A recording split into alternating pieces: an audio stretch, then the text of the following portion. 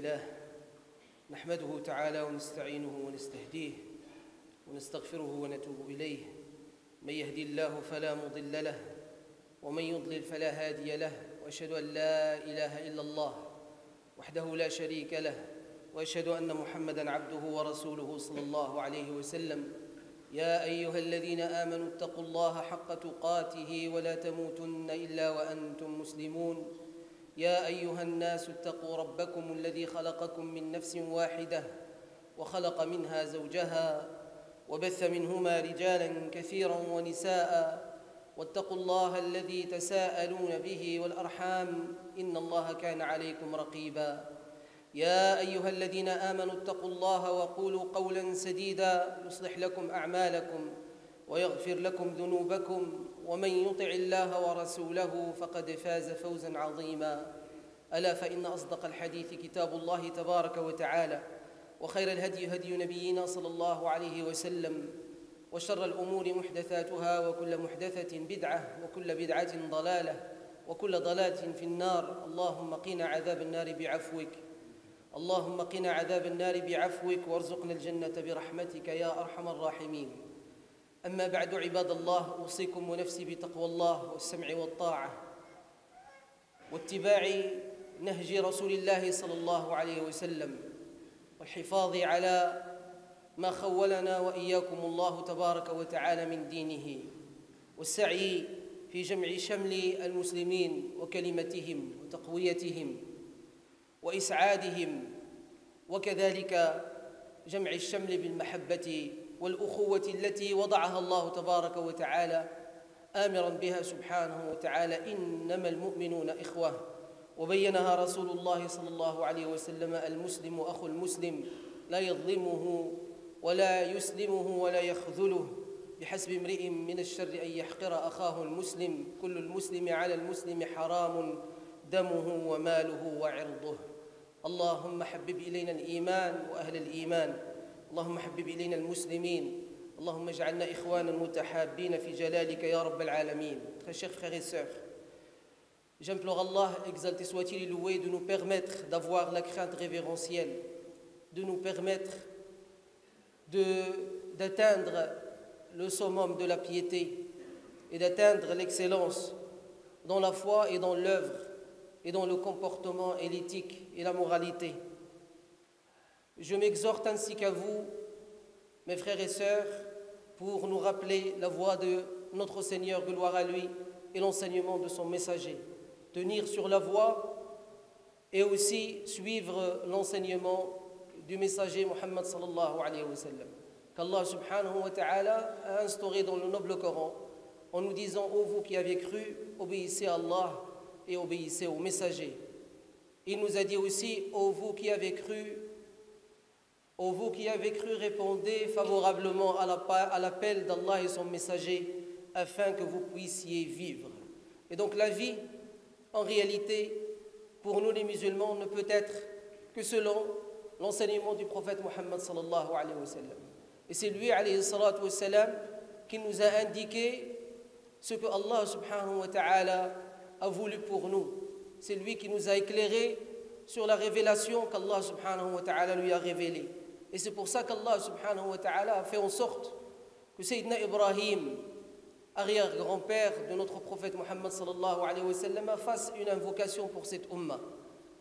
Et dans cette invocation pour cette umma, Allah subhanahu wa ta'ala a fait en sorte que Ibrahim alayhi salatu wa sallam ait à côté de lui son fils Ismaïl,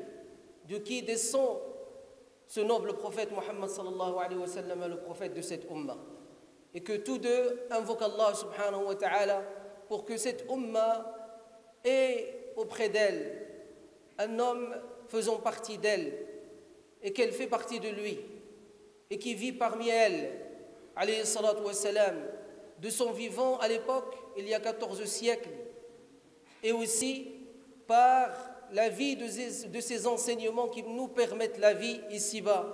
aujourd'hui, parce que nous connaissons et nous savons de son enseignement sallallahu alayhi wa sallam. Et cet enseignement que les spécialistes appellent as-sunnah, venant de la parole du prophète sallallahu alayhi wa sallam à lui-même, lorsqu'il a dit « Alaykum bi sunnati وسنة الخلفاء الراشدين المهديين من بعدي عضوا عليها بالنواجذ. Vous devez, dit le prophète sallallahu alayhi wa sallam, si vous voulez vivre le salut ici-bas et dans l'au-delà, tenir sur ma sunna. Et la sunna du prophète sallallahu alayhi wa sallam a été décrite dans le noble Coran par al-hikmah que Allah azza wa jalla lui a donné et par laquelle il l'a octroyé sallallahu alayhi wa sallam. La sunna du prophète sallallahu alayhi wa sallam qui est al-hikmah se trouve dans la dua, l'invocation et la prière d'Ibrahim alayhi salatu wa salam et Ismaïl, puisque Allah tabaraka wa ta'ala il nous le montre clairement dans la sourate al-Baqarah au verset 129, dans laquelle tous deux disent Rabbana wab'ath fihim rasulan minhum yatlu alayhim ayatika wa yu'allimuhum al-kitaba wal-hikmata wa yuzakkihim innaka antal azizul hakim. فهذه الآية عباد الله التي عندها توقفنا خطبتنا الماضية تبين لنا عظم شأن هذا النبي وأمته صلى الله عليه وسلم وأنهم من إبراهيم عليه الصلاة والسلام ومن إسماعيل عليه الصلاة والسلام ومن محمد صلى الله عليه وآله وسلم بل إن هذه الأمة هي أمة كل الأنبياء والمرسلين لأنها تشهد بصحية نبوءتهم ورسالاتهم. آمن الرسول بما أنزل إليه من ربه والمؤمنون كل آمن بالله وملائكته وكتبه ورسله لا نفرق بين أحد من رسله. وتشهد يوم القيامة بهذه الشهادة بين يدي الله تبارك وتعالى حيث قال صلى الله عليه وسلم حينما أنبأ عن يوم القيامة مما أنبأناه صلى الله عليه وسلم أنه يأتي النبي فردا ليس معه أحد ممن اتبعه فيقول له ربنا سبحانه وتعالى هل أديت الأمانة فيقول نعم ربي فيقول الله تبارك وتعالى له وهل لك من شاهد فيقول نعم ربي أمة محمد صلى الله عليه وسلم. ولذلك قال ربنا سبحانه وتعالى لتكونوا شهداء على الناس الذين لم يشهدوا لأنبيائهم ورسلهم ويكون الرسول عليكم شهيدا. نسأل الله أن يكون رسول الله صلى الله عليه وسلم لنا شهيدا وليس علينا شهيدا وأن يكون يوم القيامة شفيعا لنا صلى الله عليه وسلم حتى ندخل معه جنات النعيم ونكون معه في الفردوس الأعلى منها فهو ولي ذلك والقادر عليه. Chers frères et sœurs, le prophète sallallahu alayhi wa sallam a bénéficié de l'invocation de Ibrahim sallallahu alayhi wa sallam et de son fils Ismaïl, deux arrière-grands-pères du prophète sallallahu alayhi wa sallam, deux arrière-grands-pères de cette umma de Muhammad sallallahu alayhi wa sallam, cette nation de Muhammad alayhi salatu wa sallam. Et la nation de Muhammad sallallahu alayhi wa sallam ne pensez pas, et je le réitère et je le répète, et ne croyez pas que c'est uniquement les musulmans. La umma de Muhammad sallallahu alayhi wa sallam, c'est toute l'humanité ou le djinn jusqu'au jour du jugement. Tel est le témoignage du Coran et telle est la parole du prophète sallallahu alayhi wa sallam. Et lui-même, alayhi salatu wa sallam, dans le hadith rapporté par Anas radiallahu anhu dans Sahih Muslim, il dit sallallahu alayhi wa sallam, il arrivera un moment avant la fin des temps où l'islam rentrera dans toutes les demeures et croira en moi ceux qui croiront parmi les juifs et les chrétiens, dit le prophète sallallahu alayhi wa sallam, et il termine en disant faisant partie de ma umma alayhi salatu wa sallam. Et donc cette umma de Muhammad sallallahu alayhi wa sallam, Muhammad alayhi salatu wa sallam a laissé pour elle la réalisation de l'invocation de Ibrahim et Ismaïl. Ô Seigneur, envoie-leur parmi eux quelqu'un d'eux, d'entre eux. Ils sont de lui et il est d'entre eux, dit sallallahu alayhi wa sallam, dans un hadith dans lequel il nous dit alayhi salatu wa sallam, inni bimathabati al-abi minkum, je suis un père pour vous, dit sallallahu alayhi wa sallam. Et le hadith dans lequel un orphelin, le prophète sallallahu alayhi wa sallam, l'envoie chez sa fille Fatima le jour de l'Eid pour qu'elle le vêtisse par de beaux habits et qu'elle le lave et qu'elle lui donne des gâteaux Et après qu'il a eu tout ce que le prophète sallallahu alayhi wa sallam lui a promis d'avoir auprès de Fatima az-Zahra radiyallahu ta'ala anha, il est sorti de chez elle en disant « Quel bonheur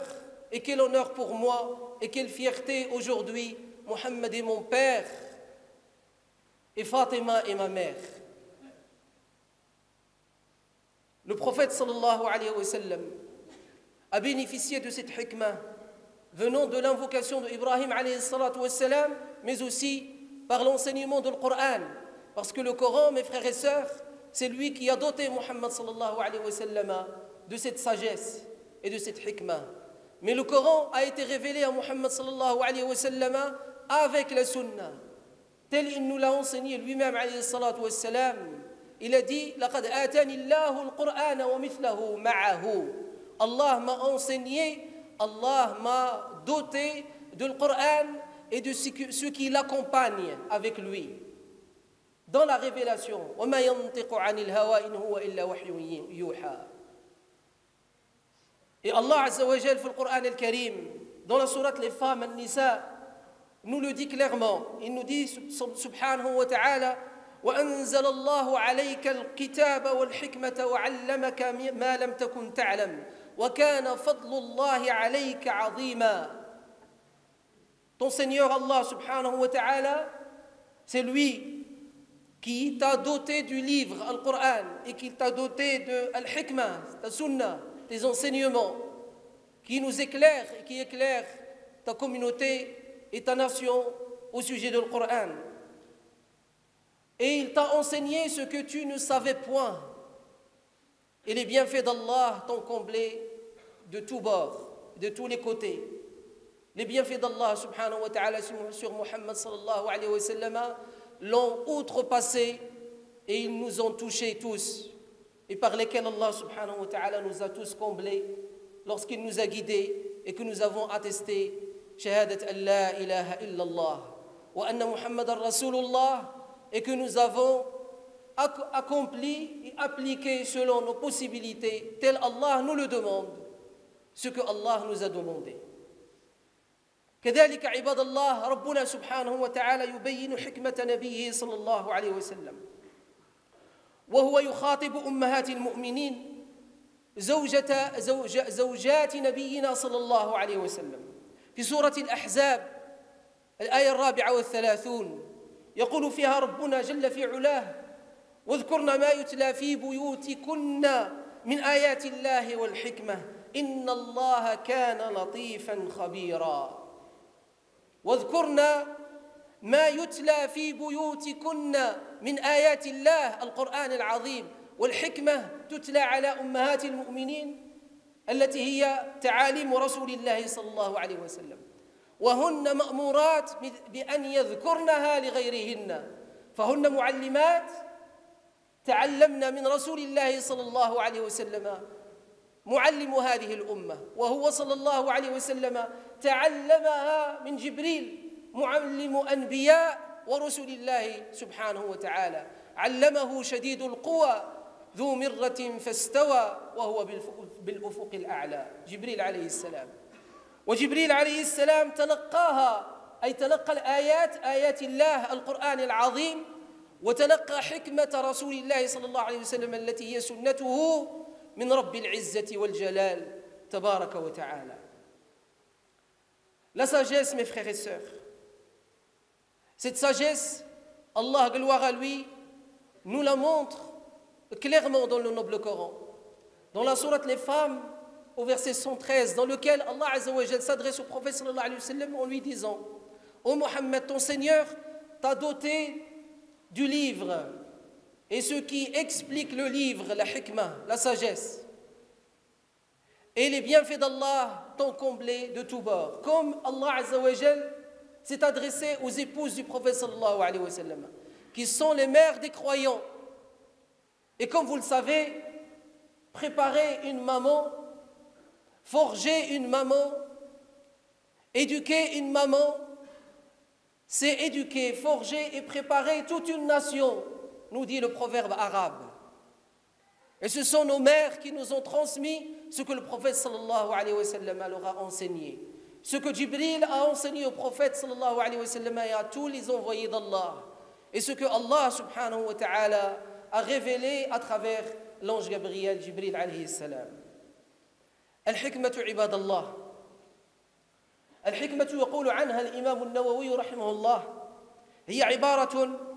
عن العلم المتصف بالأحكام واسمع وعي العلم المتصف بالأحكام المشتمل على المعرفة بالله تبارك وتعالى هذا هو الأمر الأول الحكمة la sagesse par laquelle est venu le prophète sallallahu alayhi wa sallam et toute sagesse ne peut être que ainsi celle qui t'indique qui tu es en t'indiquant qui est ton Seigneur celle qui t'éclaire sur ce que tu es en t'éclairant sur qui est ton Seigneur, gloire à lui. Ça, c'est le premier rôle de la hikmah, de la sagesse. Ça c'est le summum de la sagesse. Ça, c'est l'eau pure qui nourrit les racines de l'arbre de la sagesse. Nous dit l'imam al-Nawawi, rahimahullah ta'ala. Al-hikmatu ibaratun عن العلم المتصف بالأحكام المشتملة على المعرفة بالله تبارك وتعالى التي تجعل مني ومنك إن شاء الله تبارك وتعالى بفضله من العارفين اللهم اجعلنا من عبادك العارفين يا رب العالمين. Celle qui fait de moi et toi, premièrement, une personne qui connaît son Seigneur véritablement, qui le craint et qui est placé par son Seigneur dans le rang des pieux. ثم قال رحمه الله تعالى المصحوبة أو المصحوب بهذا العلم بنفاذ البصيرة وتهذيب النفس. نفاذ البصيرة أي أنك من عند الله تبارك وتعالى تكون لك بصيرة إذا عرفت الله يبصرك الله بشأنك وشؤونك ويبصرك بالعالم الذي يحيط بك ويبصرك سبحانه وتعالى بما يقع لك ويقع للعالم وما قد يقع لك في المستقبل إذا فعلت كذا أو لم تفعل كذا يبين لك ويبصرك ربك سبحانه وتعالى بهذا كله. إذا بلغت هذه المعرفة وكنت من العارفين بالله تبارك وتعالى البصيرة والبصيرة عباد الله هي بصيرة القلب الذي يعي ويعقل أم لهم قلوب لا يعقلون بها يقول ربنا سبحانه وتعالى. القلب الذي يخمن ويدبر وينوي النيات الصادقة الصالحة المصلحة. وتهذيب النفس يقول رحمه الله تهذيب النفس أي تربيتها وتزكيتها وأن تكون هذه النفس على ما جاء به محمد صلى الله عليه وسلم من الحكمة بحيث قال فيه ربه سبحانه وتعالى نون والقلم وما يسطرون ما أنت بنعمة ربك بمجنون وإن لك لأجرا غير ممنون وإنك لعلى خلق عظيم. تهذيب النفس وتزكيتها وتحليتها وتخليتها وتطهيرها ورفع شأنها هذا كله في قول الله تبارك وتعالى ونفس وما سواها فألهمها فجورها وتقواها قد أفلح من زكاها وقد خاب من دساها. اللهم اجعلنا من المفلحين يا رب العالمين. Aussi, lorsque tu atteins ce degré de connaissance de ton Seigneur, gloire à lui, il reconnaît ce que tu es. Il te surélève dans les degrés et il te permet de voir ce que tu ne pouvais voir. وَكَانَ فَضْلُ اللَّهِ عَلَيْكَ عَظِيمًا. Et il te comble par un grand bienfait. C'est la vision de ce que tu fais, de ce que tu es, de voir clairement lorsque tu commets un péché que c'est un péché, lorsque tu commets une erreur que c'est une erreur, que tu reconnaisses et que je reconnaisse mon erreur. Et il te permet de t'éclairer sur le pardon et que ton Seigneur est grand pardonneur et que tu devrais lui demander pardon comme je devrais aussi demander pardon à mes semblables si je les ai touchés par un préjudice et par l'erreur. Allah t'éclaire subhanahu wa ta'ala, par la connaissance que tu as de lui, sur ton état, sur ce que tu es. Au fur et à mesure, tu le connais, et au fur et à mesure, tu te connais et tu te reconnais. Et aussi, te permet de te purifier par la demande de pardon et de repentir. Il me permet, ainsi que toi, de nous purifier et de lui demander pardon, de nous surélever dans les degrés. At-tazkiya veut dire aussi se surélever dans les degrés, de nous éloigner de toute impureté et souillure dans la foi, dans le comportement, dans la parole, dans les agissements et les actes et les œuvres, dans la relation que nous avons vis-à-vis de lui, ainsi que entre nous et ainsi que entre nous et autrui. ويقول رحمه الله وتحقيق الحق تحقيق الحق لا يحتاج إلى تفسير كلكم راع وكل راع مسؤول عن رعيته هذا هو الحق الأول الذي يجب أن نحققه أننا مسؤولون أمام الله تبارك وتعالى يوم القيامة وأنه من فرط في حق نفسه فويل له من ربه لأن نفسه ليست له وإنما هي لربه وكل من فرط في حقوق غيره وخاصة أهله وذووه وخاصة من أهله وذويه المسلمين وخاصة الذين فوض المسلمون لهم هذه الحقوق وهذه الرعاية فالويل الويل نسأل الله العفو والعافية ونسأل الله اللطف في الدنيا والآخرة وتحقيق الحق إن الله يأمر بالعدل تحقيق الحق أن تكون عدلا لا يحتاج هذا إلى كثرة كلام فالأمر واضح chers frères et sœurs aussi la réalisation l'accomplissement la mise en place et l'accompagnement de la vérité la véracité la justice et l'équité et on n'a pas besoin de trop dire à ce sujet que cela soit réalisé au fin fond de chacun d'entre nous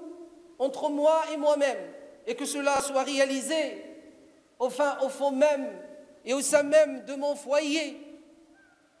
de ma responsabilité familiale, mais aussi toute responsabilité, qu'elle soit économique ou qu'elle soit théologique ou spirituelle, ou qu'elle soit politique dans la gestion de la cité ou dans la gestion du foyer ou dans la gestion d'une association ou dans la gestion d'une entreprise ou dans la gestion d'une mosquée. Tous nous serons le jour de la résurrection entre les mains d'Allah et nous allons devoir répondre au sujet de nos responsabilités que nous avons acceptées et que nulle personne ne nous a forcées. وَحَمَلَهَا الْإِنسَانِ إِنَّهُ كَانَ ظَلُومًا جَهُولًا nous dit notre Seigneur subhanahu wa ta'ala نسأل الله العفو والعافية والمعافاة الدائمة التامة في الدين والدنيا والآخرة ثم يقول رحمه الله عن الحكمة أنها بعد تحقيق الحق العمل به عباد الله il ne suffit pas d'instaurer la justice, l'équité et de parler de la justice et de l'équité il faut la pratiquer et il faut la pratiquer premièrement sur soi ثم يقول رحمه الله والصد عن اتباع الهوى والباطل الحكمة تصد الناس إذا وصلوا إليها وإذا سمعوها ووعوها واتبعوها تصدهم عن اتباع الهوى والباطل إن الباطل كان زهوقا وهو عكس الحق الذي جاء به محمد صلى الله عليه وسلم Aussi, il nous dit que la sagesse par laquelle est venu Muhammad sallallahu alayhi wa sallam nous éloigne de toute adoration autre celle que nous devrions vouer à Allah subhanahu wa ta'ala, de tout attachement si ce n'est à notre Seigneur, gloire à lui, de n'obéir qu'à lui et non pas obéir à notre hawa, nos passions, nos désirs et nos plaisirs animaux souvent liés à notre instinct animal, qu'Allah nous préserve tous. Aussi, nous éloigne de le batil, c'est l'iniquité, c'est le mensonge, c'est le faux témoignage, Et tout musulman qui a un comportement néfaste dans la société, tout musulman qui agit et qui porte à toute société le préjudice et le mal, la difficulté, tout musulman qui est une lourdeur pour la société et qui est une charge pour la société, c'est un menteur au sujet de son islamité. Il fait un faux témoignage. Tout musulman qui détruit les relations familiales, qui coupe les liens avec les parents, tout musulman qui agit mal dans son comportement vis-à-vis d'Allah, vis-à-vis de lui-même et vis-à-vis de la société dans laquelle il s'inscrit, c'est un faux témoin. مزور جاء بالباطل على الناس يقول ما لا يفعل كبر مقتا عند الله أن تقولوا ما لا تفعلون. ثم يقول رحمه الله والحكيم من له ذلك. Le sage, c'est celui qui a atteint ce niveau et ce degré.